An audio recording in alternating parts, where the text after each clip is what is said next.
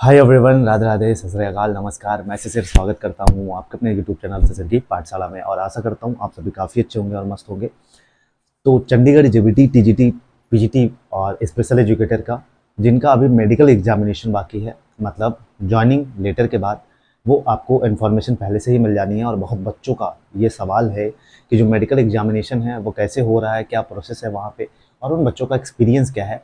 तो वो मैं आपसे शेयर करना चाहता हूँ ताकि आपको आपके लिए बहुत सारी चीज़ें आसान हो जाएँ। बहुत परेशान नहीं होना है आपको मेडिकल एग्जामिनेशन के लिए। रियली जो पहली बार जा रहे हैं वहाँ पे एनटीटी वाले बच्चे काफ़ी परेशान हो रहे हैं। अगर उनसे बात हुई हो तो वो मेडिकल एग्जामिनेशन के लिए काफ़ी एक दो दो बार डिपार्टमेंट चंडीगढ़ जहाँ पे मेडिकल होना है आपका, वहाँ पे कई सारे प्रोसेस हैं, वहाँ पे गुजरना पड़ रहा है, तब जाके आपकी सारी चीज़ें हो पा रही है।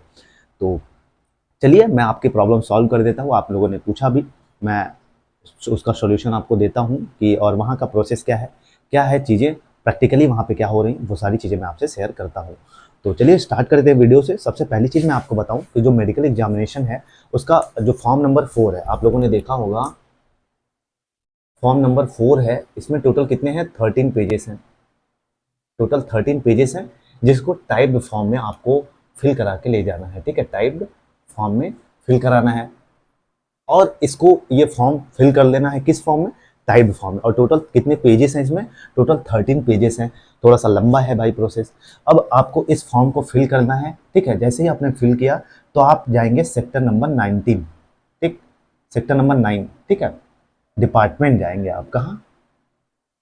डिपार्टमेंट डिलक्स बिल्डिंग करके कुछ है। ठीक है, डिलक्स बिल्डिंग करके है कुछ, जहाँ पे जाना है आपको, यहाँ पे जाना है आपको। ठीक है, जब आप सेक्टर नंबर 9 में जाएंगे, इस यहाँ पे ये फॉर्म लेके जाएंगे आप, तो फिर इसका प्रोसेस इसके बाद क्या है कि यहाँ से जो डिपार्टमेंट है, यहाँ पे जो रजिस्ट्रार होते हैं भाई, रजिस्ट्रार और क्लरिकल डिपार्टमेंट वाले, ये क्या करते हैं? सेल्फ अटेस्ट करते हैं आपके। ठीक है, इस फॉर्म को सेल्फ अटेस्ट करते हैं।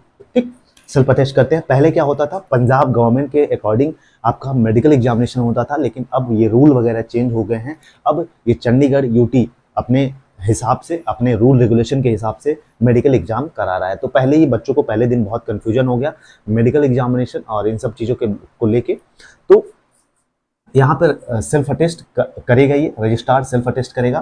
ठीक, इसके बाद आपको जाना है कहाँ पे? सेक्टर 16 में। ठीक है, सेक्टर 16 में जहाँ पे आपका मेडिकल एग्जामिनेशन होगा। क्या? मेडिकल एग्जामिनेशन होगा। ठीक, मेडिकल एग्जामिनेशन होगा।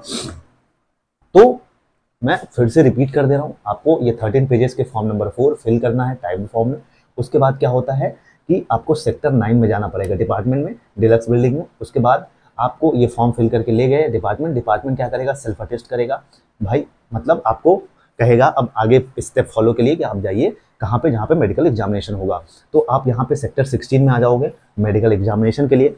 देखिए, अब यहाँ का प्रोसेस थोड़ा सा टिपिकल है। वो जनरली देखिए, जो मेडिकल है वो चंडीगढ़ के कई डिपार्टमेंट है भाई, उनका भी मेडिकल हो रहा होगा साथ में। और इन्होंने ऐसा कहा है कि लगभग 20 बच्चों का हम मेडिकल करेंगे चंडीगढ़ डिपार्टमेंट का।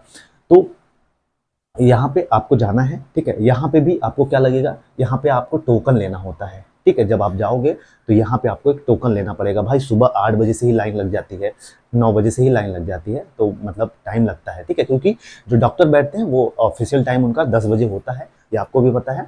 तो यहाँ पे जाना है आपको, उसके बाद टोकन लेना पड़ेगा। ठीक है, टोकन लेना पड़ेगा। एक मिनट, उसके आगे की चीजें मैं आपको बताता हूँ।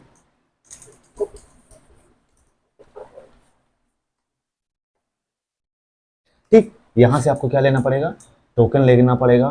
ठीक है, टोकन लेने के बाद मतलब इस पे डेट देते हैं। ठीक है, जो क्लरिकल डिपार्टमेंट होता है ये डेट देता है। ठीक है, कि आपका किस तारीख को क्या होगा, मतलब एक टोकन मिलेगा। टोकन में, टोकन का मतलब यही है कि आप यहाँ आए थे और आपका मेडिकल होना है। ठीक, इसके बाद आप मेडिकल डिपार्टमेंट, मेडिसिन डिपार्टमेंट है कुछ करके। ठीक है, मेडिसिन डिपार्टमेंट जाओगे। मेडिसिन डिपार्टमेंट में यहाँ पे आपका ये क्या करते हैं? स्टैंप देते हैं। ठीक है, स्टैंप देते हैं और ये डेट देते हैं। ठीक है, डेट देते हैं कि किस दिन आपका क्या होगा? मेडिकल एग्जाम होगा। ठीक है, वो डेट दे देते हैं। जैसे मान लीजिए कुछ बच्चों का 13 को दिया था, कुछ बच्चों का 14 को दिया था।